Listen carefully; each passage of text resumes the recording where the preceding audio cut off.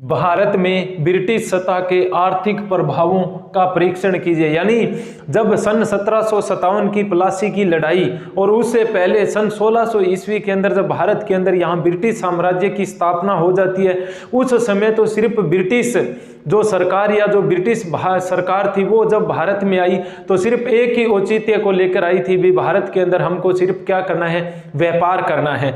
लेकिन जैसे जैसे जैसे जैसे समय बीतता गया, उन्होंने क्या किया, अपने जो पांव थे वो धीरे धीरे भारतीय राजनीति या भारतीय आर्थिक अर्थव्यवस्था में पसारने शुरू कर दिए थे। लेकिन जैसे जैसे समय बीतता गया, एक समय ऐसा आया जब सन 1757 को जब प्लासी की लड़ाई होती है, किस किस के बीच में, यानी एक तो बंगाल का नवाब जो सिराजुद्दौला था तथा उधर एक अंग्रेज अधिकारी था जिसका नाम था रॉबर्ट क्लाइव।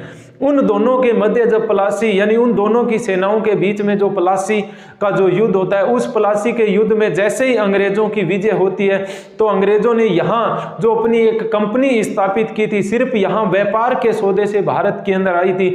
लेकिन प्लासी के युद्ध के अंदर जब उनको विजेता हो जाते हैं या उनको जीत मिलती है या विजय प्राप्त होती है, तो उसके बाद में उन्होंने क्या कहा, यहाँ भारत की जो आर्थिक अर्थव्यवस्था थी या जो भारत एक कृषि प्रधान देश था, इस कृषि प्रधान देश के ऊपर उन्होंने अपनी जो प्रभाव था उन प्रभावों को जमाना प्रारंभ कर दिया था। लेकिन उसी कड़ी को जुड़ते हुए वहां तक तो चलो, जब 1757 का जो प्लासी का युद्ध हुआ वहां तक तो चलो सही बात थी, भी उन्होंने अपने प्रभाव के कारण जीत लिया। लेकिन जब सन 1764 के अंदर जब उन्होंने बक्सर का युद्ध जीता और बक्सर के युद्ध में सिराजुद्दौला तथा जो मुगल बादशाह शाह आलम द्वितीय थे, उन दोनों को मजबूर कर दिया था, यानी युद्ध में वो पराजित हुए और पराजित होकर उधर एक अंग्रेज अधिकारी था जिसका नाम था मुनरो।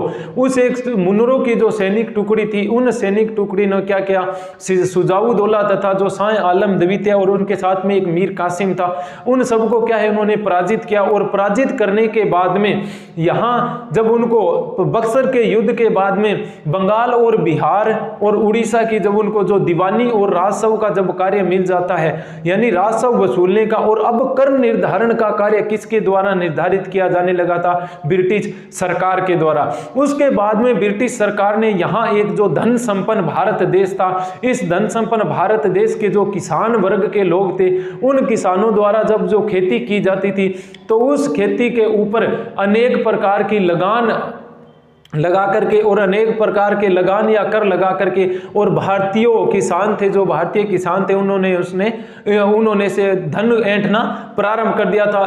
यानी जो अंग्रेज थे, उन अंग्रेजों की जो धन ऐंठने की भूख थी, वो भूख इतनी ज्यादा बढ़ गई थी भी अंत तक, यानी सन 1757 से लेकर के, और उन्होंने लगभग पूरे भारत में अपने उपनिवेश स्थापित कर लिए थे। यानी बड़ी बड़ी जो कंपनियां थी, उन कंपनियों के ऊपर उन्होंने अधिकार कर लिया। ये जो भारत एक धन संपन्न कृषि प्रधान देश था, यहां अनेक प्रकार की जो विपरीत परिस्थितियां हुई, उन विपरीत परिस्थितियों में भी अंग्रेजों ने क्या है, यानी अपना जो धन था या जो अपना राजस्व वसूलने का जो कार्य था वो भी जारी रखा था। तो हम कह सकते हैं जब ब्रिटिश सत्ता के जो आर्थिक प्रभाव है, उस आर्थिक प्रभाव से पहले की जब हम चर्चा करते हैं तो हम कह सकते हैं भी ये जो भारत देश था, इस भारत देश को कभी सोने की चिड़िया कहा जाता था। भी भारत एक ऐसा देश था जो कभी भी किसी अन्य देश पर भोजन के लिए या अन्य, चाहे खाद्यान्न की सामग्री हो, चाहे आर्थिक अर्थव्यवस्था हो, चाहे राजनीतिक क्षेत्र हो, चाहे वो सामाजिक परिवार का क्षेत्र हो, कभी भी दूसरे देश पर आश्रित नहीं रहा। इसी कारण अंग्रेजों ने यह सोचा भी भारत के ऊपर कैसे न कैसे कब्जा किया जाए, और कब्जा करके जितना यहां से जो धन है वो धन लूट करके और कहां भेजा जाए, इंग्लैंड। उन्होंने इसी प्रभाव से अंग्रेजों की एक ही नीति रही थी कि भारतीय लोगों के अंदर फूट डालो और भारत के अंदर राज करो। तो उसी प्रकार जब हम आर्थिक प्रभावों की चर्चा करते हैं तो ये जो आर्थिक प्रभाव था और जो ब्रिटिश सरकार की यहां भारतीयों के प्रति हमेशा से क्या थी, एक शोषणपूर्ण नीति रही थी। और ये कह सकते हैं भी ये जो शोषणपूर्ण की नीति थी, ये ब्रिटिश इतिहास का भारत के अंदर हम कह सकते हैं एक कलंकपूर्ण क्या था, अध्याय था। लेकिन जब तक भारत के अंदर ब्रिटिश साम्राज्य की स्थापना नहीं हुई थी, उस समय तक ये जो हमारा भारत देश था, ये कभी कृषि आधारित उद्योगों उद्योगों तथा लघु एवं कुटीर उद्योगों के कारण ये कभी सोने की चिड़िया कहा जाता था। और अंग्रेजों से आने से पहले भारतीय जो आर्थिक अर्थव्यवस्था थी, उस आर्थिक अर्थव्यवस्था की स्थिति बहुत ही सुदृढ़ थी। लेकिन जैसे जैसे अंग्रेजों के यहाँ पांव पसारते गए, वैसे वैसे भारतीय जो कृषि थी या जो भारतीय उद्योग धंधे थे, उनके अंदर धीरे धीरे क्या है, पिछड़ापन आना प्रारंभ हो गया था। तो इसी बात को चर्चा करते हुए एक इतिहासकार है जिसका नाम क्या है, विलियम डिग्वी। एक इतिहासकार है जिसका नाम है विलियम डिग्वी।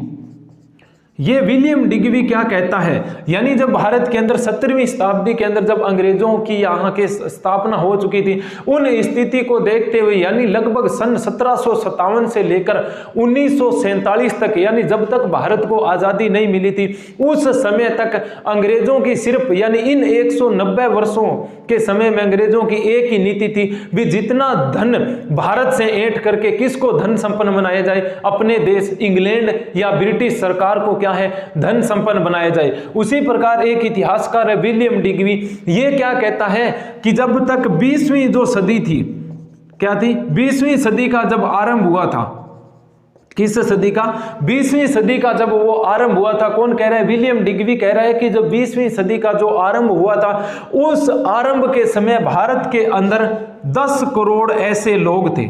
कितने करोड़, भी 20वीं शताब्दी का जब 19वीं शताब्दी का अंत और 20वीं शताब्दी का जब आरंभ होता है, उस समय भारत के अंदर 10 करोड़ ऐसे लोग थे जिन लोगों को पूरे दिन या पूरी रात, हम कह सकते हैं भी दिन और रात पूरे 24 घंटों में कार्य करने के बाद में भी क्या है, भोजन की प्राप्ति नहीं होती थी।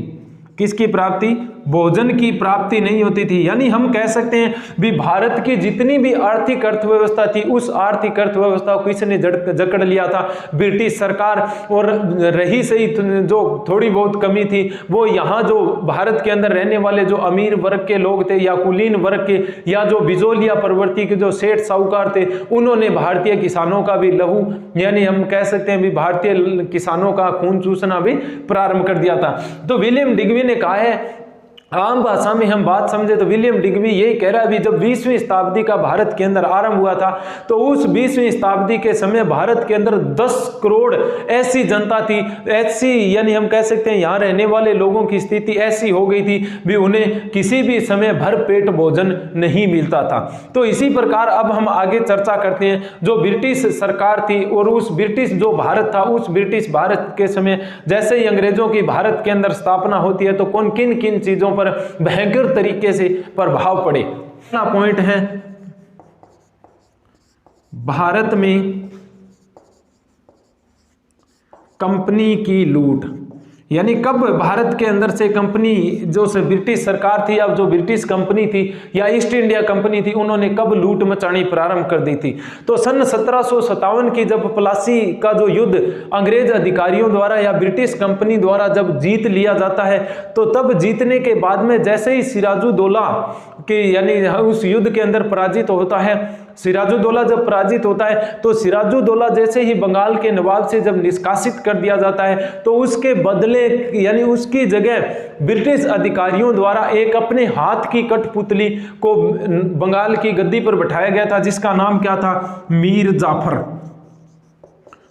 एक व्यक्ति था, कहाँ, मीर जाफर। इस मीर जाफर को कहाँ का नवाब बनाया गया था, बंगाल का नवाब। वैसे कहने को तो ये मीर जाफर बंगाल का नवाब था, लेकिन किसके हाथों की कठपुतली था, अंग्रेजों के हाथों की कठपुतली था। इस मीर जाफर को बंगाल का नवाब बनाने की एवज में लगभग 3 करोड़ रुपए ब्रिटिश कंपनी को देने पड़े थे। कितने करोड़ रुपए, 3 करोड़ रुपए ब्रिटिश कंपनी को देने पड़े थे। किसको, मीर जाफर को, ताकि मीर जाफर को क्या बनाया जाए, बंगाल का नवाब। इस रिश्वत देकर के यानी मीर जाफर ने रिश्वत देकर के 3 करोड़ रुपए दिए किस कंपनी को, ब्रिटिश कंपनी को। और साथ ही साथ जैसे जैसे समय बीतता गया, लॉर्ड क्लाइव द्वारा, जो लॉर्ड क्लाइव था, इस लॉर्ड क्लाइव द्वारा जो द्वैध शासन प्रणाली लागू की गई थी, कौन सी प्रणाली, द्वैध शासन प्रणाली जो लागू की गई थी, इस द्वैध शासन प्रणाली ने भी भारत की जो लूट खसोट की नीतियां थी ब्रिटिश सरकार की, उस ब्रिटिश सरकार की लूट खसोट की नीतियों ने भी इसने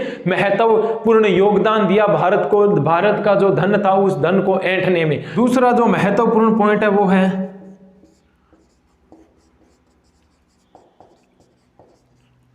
धन निष्कासन।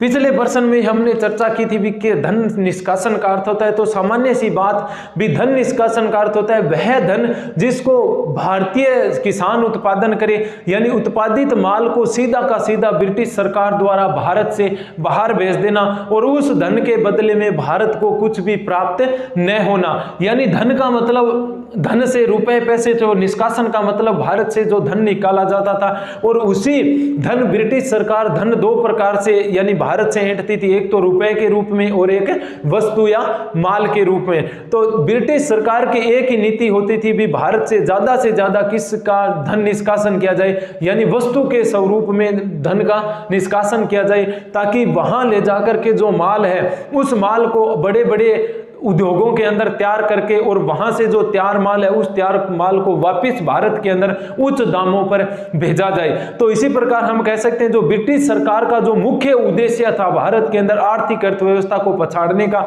वो सिर्फ मुख्य उद्देश्य क्या था, धन निष्कासन ही प्रमुख उद्देश्य था उनका। क्या उद्देश्य था? धन का निष्कासन, यानी जितना धन भारत से बाहर भेजा जाए उतना भेजो। कितना? यानी जितना भी भारतीयों का जो शोषण किया जाए, चाहे वो कर लगा करके, चाहे भारत के ऊपर लगान यानी किसानों के ऊपर अत्यधिक मात्रा में लगान लगा करके, कैसे भी, चाहे काल की परिस्थिति हो, चाहे कोई यानी सूखे की परिस्थिति हो, लेकिन अंग्रेजों को धन चाहिए तो चाहिए। उसी प्रकार हम कह सकते हैं भी उनकी एक ही मंशा थी भी भारतीय किसानों का जितना शोषण करके और जो भी धन प्राप्त हो उसको सिर्फ कहां भेजा जाए, इंग्लैंड भेजा जाए, ताकि इंग्लैंड को भारत से ज्यादा क्या बनाया जाए, धन संपन्न बनाया जाए। और जिसके फलस्वरूप जो भारतीय अर्थव्यवस्था थी उस भारतीय अर्थव्यवस्था की हालात क्या हो गई थी, दयनीय अवस्था। क्या हो गई थी? भारतीय अर्थव्यवस्था की हालात दयनीय अवस्था हो गई। तो इस प्रकार आर्थिक प्रभाव का जो दूसरा महत्वपूर्ण प्रभाव पड़ा वो क्या था, धन का निष्कासन। तीसरा जो महत्वपूर्ण प्रभाव है वो है कुटीर उद्योगों का पतन। तीसरा जो महत्वपूर्ण पॉइंट है वो क्या है, कुटीर उद्योगों का पतन। अब देखो भारत के अंदर जब ब्रिटिश साम्राज्य की स्थापना हो गई थी तो भारत के जो छोटे स्तर के कुटीर उद्योग थे, यानी एक लगभग 10 या 15 परिवार मिलकर के एक यानी यहाँ कृषि प्रधान देश के अंदर यानी अपनी फसलों से जो कच्चा माल उत्पादन होता था उस कच्चे माल को सिर्फ कुटीर उद्योगों के माध्यम से उनकी कोई वस्तु बना करके और यही भारत के छोटे मोटे बाजारों के अंदर बेच दी जाती थी।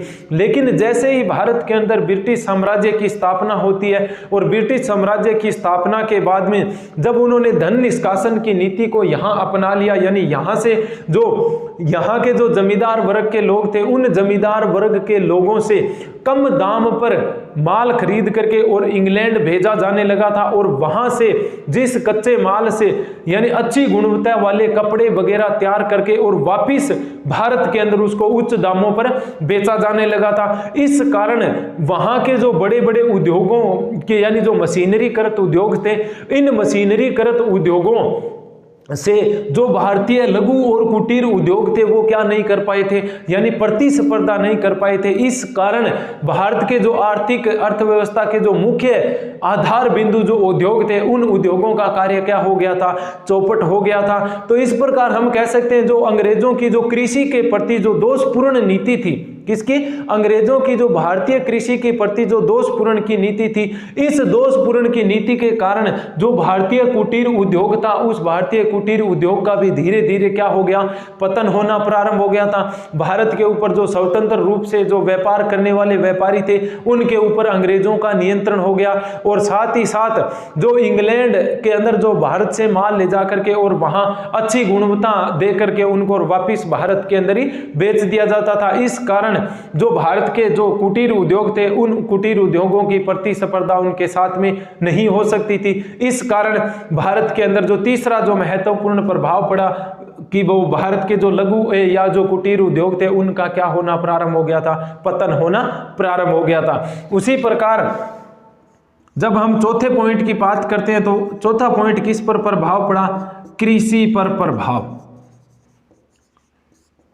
अब देखो कृषि पर प्रभाव कैसे पड़ा, क्योंकि जब भारत के अंदर जो कार्य करने वाले जो लघु और कुटीर उद्योग के अंदर जो यानी व्यक्ति लगे हुए थे, जो कार्य में जो कार्य करने वाले जो लगे हुए थे, जब उनका कुटीर उद्योग या जो लघु उद्योग है वो ही चौपट हो गया, तो वो जो लघु और कुटीर उद्योग के अंतर्गत जो कार्य करते थे वो पूरे के पूरे लोग किस पर आश्रित हो गए थे? कृषि पर आश्रित हो गए थे। और कृषि भी भारत के अंदर रही तो हमेशा धन संपन्न भारत था, लेकिन कभी कभी अकाल की परिस्थिति भी हो जाती थी, कभी कभी सूखा भी पड़ता था। इस कारण भारत की जो हालात थी वो धीरे धीरे अंग्रेजों के आर्थिक शोषण के कारण क्या है, यानी लगभग हम कह सकते हैं भी पिछड़ती जा रही थी।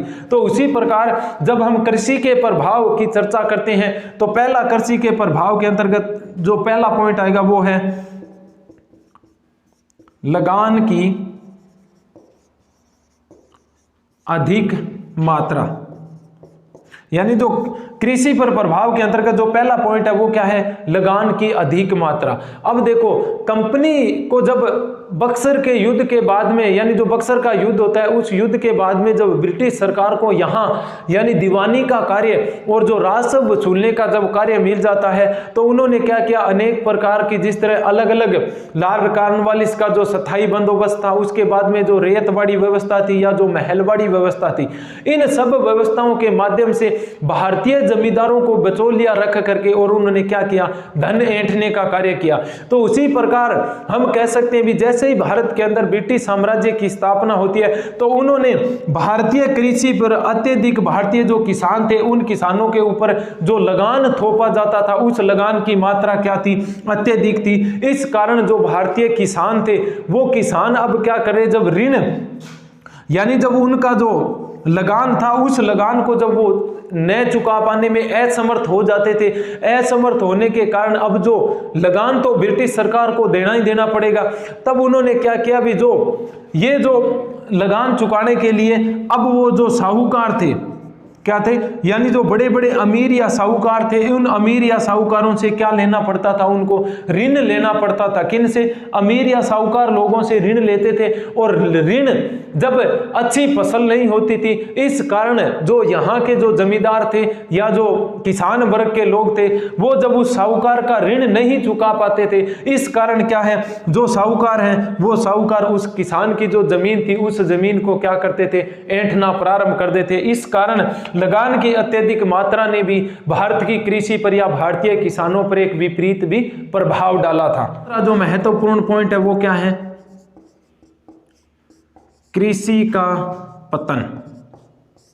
पहले तो किसका पतन हुआ, क्योंकि भारतीय जो किसान थे उसके ऊपर लगान की अत्यधिक मात्रा रखी गई। दूसरा क्या है, कृषि का पतन। अब देखो, जैसे जब भारत के अंदर जो कुटीर उद्योग थे, क्या है, कुटीर उद्योग थे, जब इन कुटीर उद्योगों का पतन हो गया था, किस उद्योगों का, जब कुटीर उद्योगों का भारत के अंदर पतन हो गया था, लगभग ब्रिटिश सरकार ने भारत के कुटीर उद्योगों का क्या कर दिया था, विनाश कर दिया था। इस विनाश के कारण जो कुटीर उद्योग के अंदर जो लोग लगे हुए थे, किस उद्योग, कुटीर उद्योग के अंदर जो लोग लगे हुए थे, अब वो लोग किस पर आधारित रह गए थे, सिर्फ कृषि करने पर ही आधारित रह गए थे। जो लोग कुटीर उद्योग में लगे हुए थे अब वो कृषि पर निर्भर हो गए। क्यों? क्योंकि उनको पहले तो उनका घर का परिवार का लालन पालन किस कार्य से चल जाता था, कुटीर उद्योग के माध्यम से जो आमदनी होती थी उससे। दूसरी बात, जब वो कुटीर उद्योग को अपने जो यानी पारंपरिक जो पैसे थे उन पैसों को छोड़ करके और किस पर आ गए थे, कृषि पर आ गए थे। और साथ ही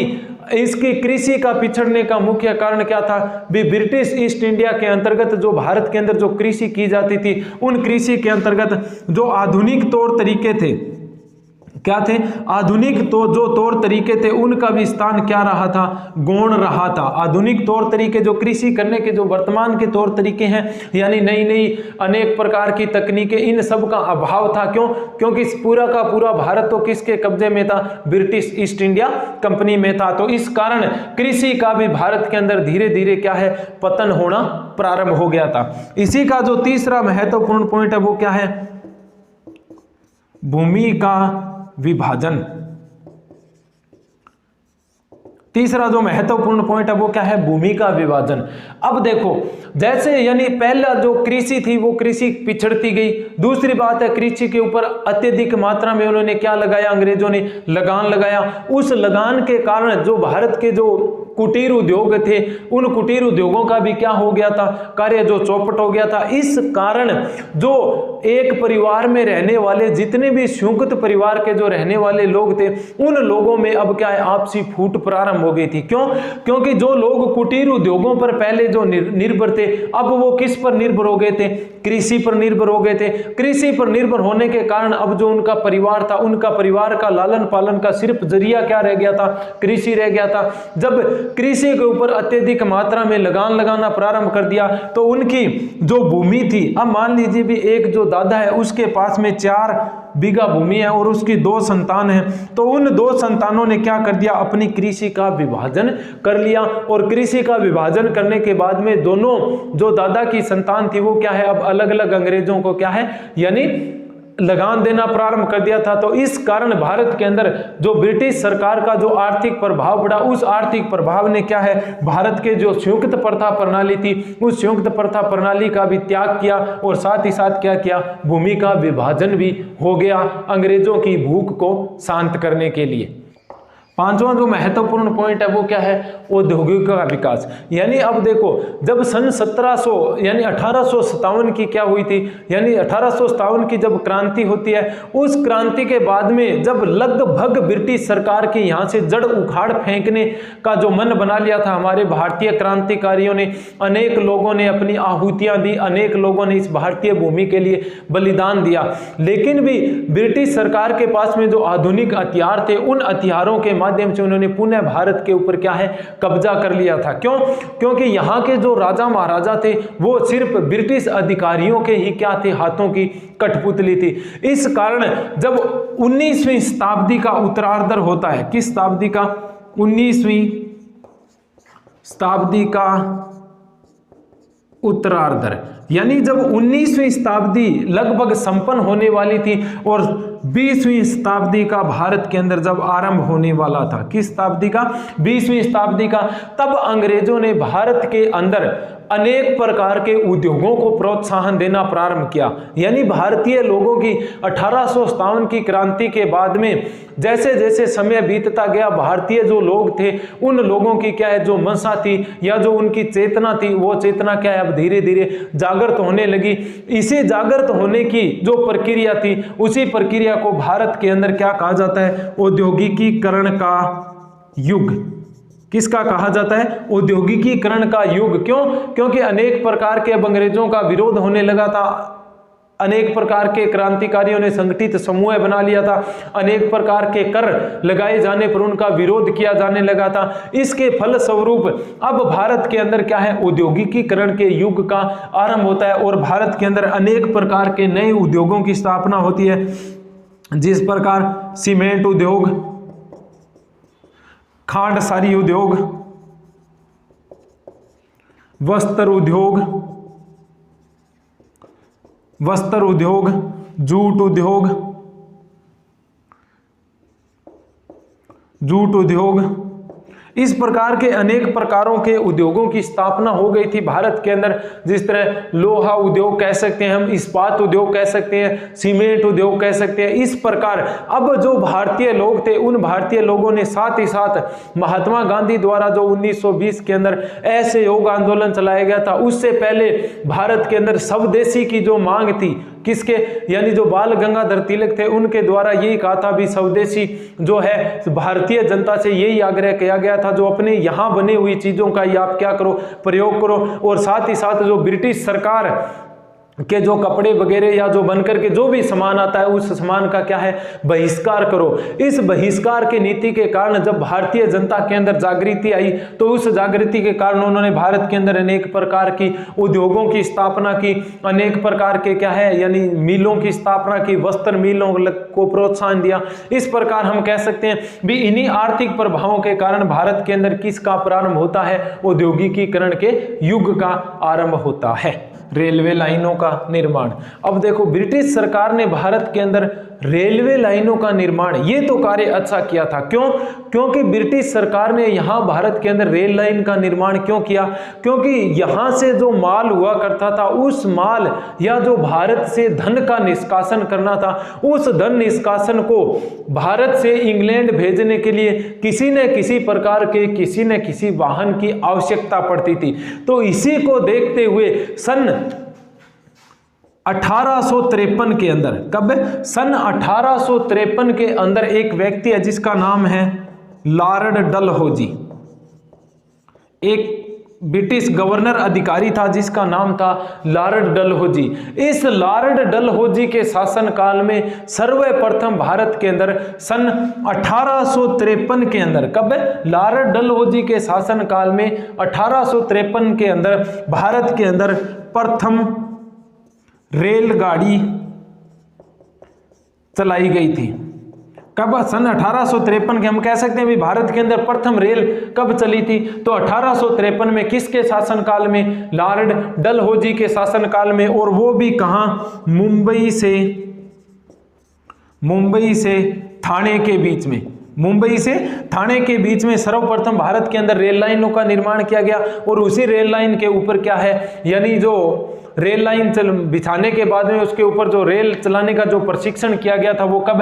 1853 में के अंदर। और लगभग तकरीबन ये मानते हैं भी 32 किलोमीटर गाड़ी चलाई गई थी। कहां से? मुंबई और ठाणे के बीच में। तो इस प्रकार ये जो रेल लाइन का जो बिछाने का कार्य था, ये भी अंग्रेज अधिकारियों ने क्या किया, अपने ही जो अंग्रेज अधिकारी या जो कार्य करने वाले व्यक्ति थे उन व्यक्तियों को 5% लाभ पर क्या बिछाने के लिए दिया? रेलवे लाइन का निर्माण। क्यों? क्योंकि उनको पता था भी यहां भारत का जो धन है, इसी भारतीय धन से भारत के अंदर क्या बिछानी है? रेल लाइन बिछानी है। इस कारण उन्होंने जो इंजीनियर थे उन इंजीनियरों को भी कहां से बुलाया? इंग्लैंड से बुलाया, ताकि उन इंजीनियरों को, या जो कुछ इंजीनियर थे उन इंजीनियरों को जो 5% लाभ है वो भी भारतीयों को न मिले। किनको मिले? ब्रिटिश अधिकारियों को मिले। और साथ ही साथ इन रेलवे लाइनों से, यानी जो रेलवे लाइन बिछाई गई है, इन रेलवे लाइनों से जो भी आमदनी प्राप्त होगी, क्या? इन रेलवे लाइनों से जो भी आमदनी प्राप्त होगी उस आमदनी का आधा हिस्सा क्या है? उन रेल लाइनों से जो प्राप्त आमदनी थी उस आमदनी का आधा हिस्सा भी किसको दिया जाएगा? जो व्यक्ति रेल लाइन का निर्माण कर रहा है। तो इस प्रकार हम कह सकते हैं भी जितने भी हमने ये आर्थिक प्रभाव पढ़े, इन आर्थिक प्रभावों के माध्यम से यही बात सिद्ध होती है भी चाहे कोई भी कैसी भी परिस्थिति हो, उस परिस्थितियों में इंग्लैंड के जो अधिकारी थे या जो ब्रिटिश कंपनी थी उसकी मानसिक जो दशा थी एक ही थी, जितना ज्यादा से ज्यादा भारतीयों का शोषण किया जाए उतना किया जाए। लेकिन जैसे ही फिर बाद में एक फिर वाइसराय आता है जिसका नाम है लॉर्ड कर्जन। वाइसराय का नाम क्या है? Lord Curzon. इस लॉर्ड कर्जन के शासनकाल में भारत के अंदर लगभग 28,750 मील 28,750 मील तक रेलवे लाइनों का क्या किया जा चुका था? निर्माण किया जा चुका था। और इन रेल लाइनों का निर्माण सिर्फ भारतीयों के नहीं किया गया था, अंग्रेजों की सिर्फ अपनी लूट खसोट की नीति के लिए प्रारंभ किया गया था।